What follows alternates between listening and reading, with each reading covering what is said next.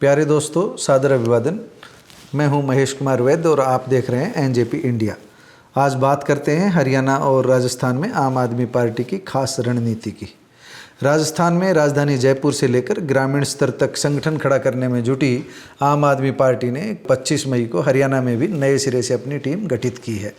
पहले बात करेंगे हरियाणा की नई टीम की और इसके बाद समझाएंगे हरियाणा और राजस्थान का चुनावी गणित। सार संक्षेप में कहें तो आम आदमी पार्टी राजस्थान व हरियाणा में भाजपा और कांग्रेस की सीधी संभावित जंग के बीच खुद को सिरमौर बनाने की गंभीर कवायद में जुट गई है। यह हकीकत है कि अधिकांश राजनीतिक दल और उनके नेता जातिवाद को सामाजिक बुराई मानते हैं, मगर बात जब कथनी और करनी को कसौटी पर परखने की होती है तो ऐसा नहीं होता। अपवादों को छोड़ दें तो राजनीतिक दलों का सबसे पहला प्रयास ही जातीय समीकरण साधना होता है। हरियाणा में आम आदमी पार्टी ने भी यही किया है। केजरीवाल की टीम ने हरियाणा की टीम बनाते समय अपनी सोशल इंजीनियरिंग का खास ध्यान रखा है। अरविंद केजरीवाल ने केवल वफादारी, विश्वसनीयता व विशेष निकटता के चलते ही प्रदेशाध्यक्ष की कुर्सी अपने खास चहेते सांसद सुशील गुप्ता को नहीं सौंपी है, बल्कि भाजपा की तरह गैर जाट नेतृत्व देने का संकेत भी दिया है। अन्य दायित्व सौंपते समय भी जातिगत समीकरणों अथवा ये कहें कि सोशल इंजीनियरिंग का पूरा ध्यान रखा गया है। आइए पहले एक नज़र हरियाणा के उन नेताओं के नामों पर डालते हैं जिन्हें 25 मई को दायित्व दिया गया है। इसके बाद पार्टी की ताकत और कमजोरी की बात करेंगे। केजरीवाल ने उन नेताओं को संगठन में अहम जिम्मेदारी सौंपी है जो सुशील कुमार गुप्ता के प्रभारी रहते हुए उनके साथ पिछले काफी समय से पसीना बहा रहे थे। इनमें प्रमुख नाम है कांग्रेस के पूर्व अध्यक्ष रहे अशोक तंवर का। तंवर को कैंपेन कमेटी के चेयरमैन की जिम्मेदारी सौंपी गई है। इस नियुक्ति से आम आदमी पार्टी ने यह संदेश देने का प्रयास किया है कि अनुसूचित जाति के इस बड़े नेता को अध्यक्ष भले ही नहीं बनाया जा सका, मगर कैंपेन कमेटी का चेयरमैन बनाकर उन्हें हरियाणा इकाई की मुख्य धारा में रखा गया है। हालांकि तंवर का दायित्व उनके कद के अनुरूप नहीं माना जा रहा, मगर तंवर खुद किसी भी तरह असंतुष्ट का भाव नहीं दिखा रहे हैं। अशोक तंवर ने भूपेंद्र सिंह हुड्डा से अनबन के बाद कांग्रेस को बाय बाय कह दिया था। कुछ दिन तृणमूल कांग्रेस में अवश्य रहे, मगर फिर आपके ही होकर रह गए। इसी तरह आम आदमी पार्टी ने अपने तेज तर्रार नेता अनुराग ढांडा को स्टेट सीनियर वाइस प्रेसिडेंट की जिम्मेदारी सौंपी है, जबकि बलबीर सिंह सैनी, बंता सिंह वाल्मीकि व चित्रा सरवरा को वाइस प्रेसिडेंट का दायित्व दिया गया है। ढांडा जाट समाज से हैं और सरवरा जट सिख समाज से है। इन नियुक्तियों के माध्यम से पार्टी ने ओबीसी एवं एससी वर्ग का प्रतिनिधित्व दिया है। ढांडा को कुशल संगठनकर्ता माना जाता है। वह टीम सुशील कुमार में तंवर की तरह अहम रोल निभाएंगे। आम आदमी पार्टी ने अंबाला का खास ख्याल रखा है। अंबाला लोकसभा सीट हाल ही में रिक्त घोषित हुई है। यहाँ के सांसद रतनलाल कटारिया का हाल ही में निधन हो गया था।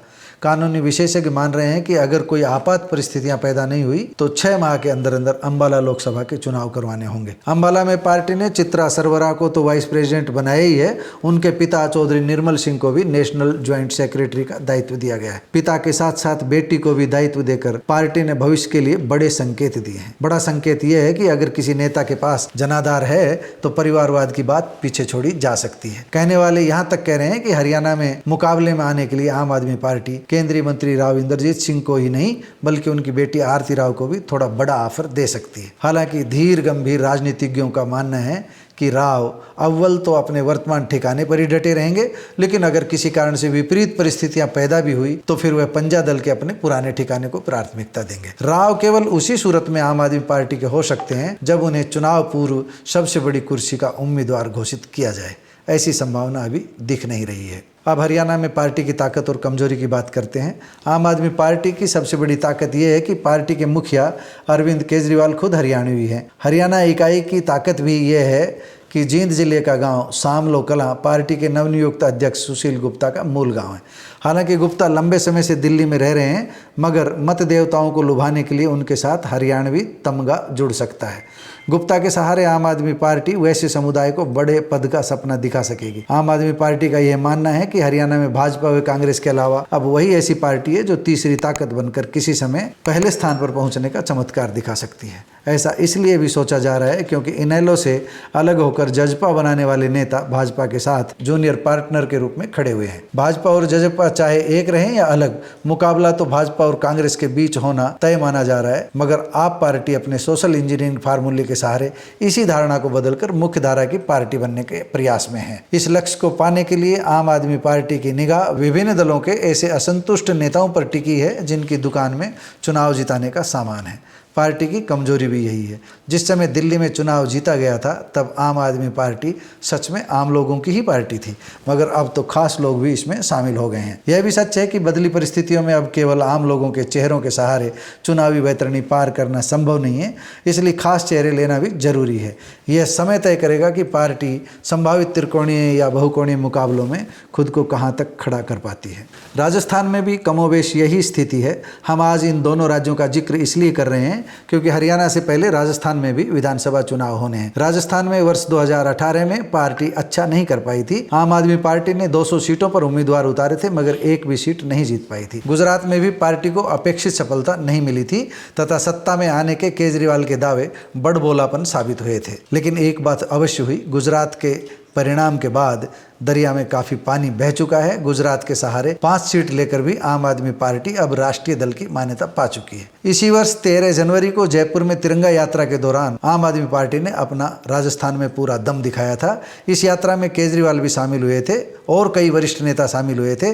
आप पार्टी ने पिछले दिनों लगभग 2 वर्ष के इंतजार के बाद नवीन पालीवाल को राजस्थान का अध्यक्ष नियुक्त किया था। प्रदेश प्रभारी की जिम्मेदारी विनय मिश्रा के पास है। आम आदमी पार्टी ने जुलाई 2022 में ही यह ऐलान कर दिया था कि इस बार पार्टी राजस्थान विधानसभा की सभी 200 सीटों पर चुनाव लड़ेगी। हरियाणा के नवनियुक्त अध्यक्ष सुशील गुप्ता भी कल कह चुके हैं कि प्रदेश की सभी 90 सीटों पर उम्मीदवार उतारेंगे। जाहिर है पार्टी बिना गठबंधन दोनों राज्यों में अकेले दम पर मैदान में उतरेगी। राजस्थान के 2 बड़े नेताओं कांग्रेस के सचिन पायलट व राष्ट्रीय लोकतांत्रिक पार्टी के हनुमान बेनीवाल के आम आदमी बनने की चर्चाएं जब तब चलती रहती है, मगर अभी इस तरह की बातें केवल अंदर खाने आ रही है।